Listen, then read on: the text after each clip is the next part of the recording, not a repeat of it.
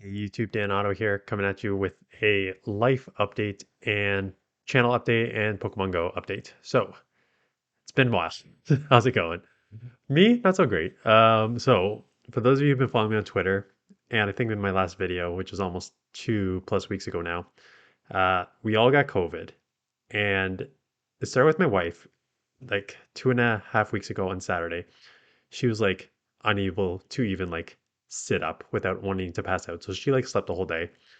And then she got like the fever, and then she got the aches and pains. And then I got hit on Tuesday. And basically, what happened was you got kind of the normal symptoms like aches and pains, kind of like the chills. And then the worst part of it for me was I can only describe it as like my brain hallucinating to a certain extent. So it's like trying to sleep at night, but your brain is like playing tricks on you, being like, you need to readjust your pillow because you're uncomfy. You need to do this with the, and then sort of like wake me up every half an hour. So I woke up like 5 times between like 9 and 1. And then at 2 o'clock, my daughter, 3-year-old, uh, over the monitor says, I need a bucket, which is her way of saying that she's going to vomit. So she threw up 9 times in 24 hours. So then I had to like sleep beside her on the floor in the bed to try and like catch it. So that's just dad stuff if you've ever had kids who are sick. So yeah, we all tested positive. So it was rough. And I think it's a couple things. One, we got hit with like a really bad variant because we're both, my wife and I are both vaccinated and boosted. So I think we just got hit with a bad variant. Plus, like when your kids have it, like we have a 7-month-old who was waking up because I think we didn't test him. Like the three of us had it, so we just assumed he had it. So he was also teething. So like he was waking up like 7 times a night. I was sleeping on the floor, hallucinating, waking up every like 30 minutes, plus catching vomit every other hour. So when you like can't like when you get hit with the variant that was already bad and have to take care of young kids, we just couldn't recover, and that's what I think led to secondary infections. Because what happened was, eventually like we started to get a little better. Um, so like I didn't get the chills anymore. I woke up like drenched, like I had to change my shirt because I was just like sweating so much. Um, so that lasted like 3 or 4 days, and then I got better. But then it like plateaued for both my wife and I, and we just weren't getting better. And we think it's because we couldn't see a doctor, but over the phone they think we had secondary infections. My wife had a sinus infection. I had bronchitis before, like so, and like the coughing. Like I'm not coughing right now, but like I have been coughing every time. The cough was like really bad. It's the one thing that's lingering, and like chest pains too still. So, anyways, 2.5 weeks later, here we are. We're both like we don't have like the fever anymore. We don't have the chills anymore.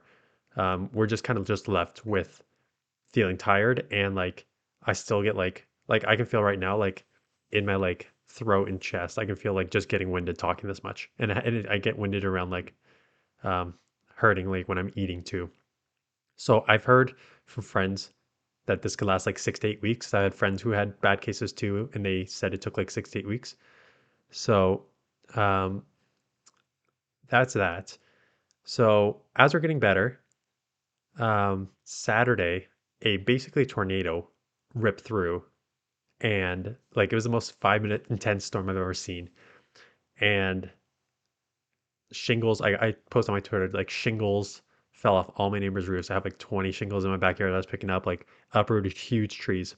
Anyways, there's 250,000 customers, so like almost like 600,000 people if you think about households in Ottawa, a population of a million without power. So we were without power. Luckily, it just came on back at night. Well, we were without power for 54 hours, 56 hours, something like that. So we had like to throw out all our food this morning because it all went bad. Um, it's just, yeah. So so now I'm coming back to week. I'm coming back to work after 2 weeks off, and my manager had left while I was up. So now I'm like acting manager. So it's crazy. So, anyways, all this to say is I'm feeling a bit better, still like congested a bit, still feel it, still coughing, I'm still on antibiotics and a puffer. So that's that. In terms of the channel, there's like a week left of this season, which is crazy. Um, so I have two videos, so I probably won't make many videos over the next like week and a half. I have two videos I'm going to do. One, when they drop the news about the new season, I'll obviously make a video on that. And two, GoFest is like in a week and a half now, which is crazy to me. So like a couple days before, I will post a video on Pokemon you need to focus on for PvP for GoFest because I did that last year and it was well received. So I'll do that. But yeah, that's where I've been. And megas have come out. So let me see if I can just bring up a Windows capture here. It wasn't working earlier, but um, yeah. So the no, not working right now. Anyways, so I did an analysis a while ago on the megas, and I'll link that in the description below. And I said like, so I was correct. I said Gyarados is going to be one that you need to watch out for. Um, but then I said that you also should go for Abomasnow, right? Because you're going to pick up like all those dragons, um, because the uh, you have the ice. But what I did not take into consideration is what happens when you are against a bunch of other megas. So mega, here it is. So the mega is coming for Master League. So this is all level 50. Let me just readjust here. And as you can see, so Mega Gyarados is number one, because as expected, right? You're not a dragon, but you have a dragon breath move, so you don't take zero effect there. Aqua Tail is good coverage for your ground type Pokemon, and then Crunch for your ghosts, right? So just huge there. Latios gets a bump. Gengar is up there. So in my initial analysis, I did them as Fire Breath users, Fire Spin users, but Dragon Breath is obviously the better move to use here, plus Dragon Claw, so that makes Charizard Y is up there, so Mega Latios. So Abomasnow is actually down at like level 40, at number 40 here, because again, you're going to get super effective against, you're just going to get like outpaced here, outbulked here, and get Charizard with fire, right? So there's just a lot of things that will beat you. But so I think Mega Gyarados is the easiest that everyone's going to bring because one, it's like the top ranked, like I said, something that can do super effective against other dragons with the Dragon Breath, but is not a dragon itself. Plus, these coverage moves are pretty quick spamming moves, and everyone's going to have access to these. So I think they're going to be everywhere. I will not be playing this because, again, you still need, when you go down here, you can only bring one, right? You can only bring one, so bring one there, but then you have like XL Zekrom, XL Lugia, XL Dialga, and I don't have any XLs. So I will just be playing Great League.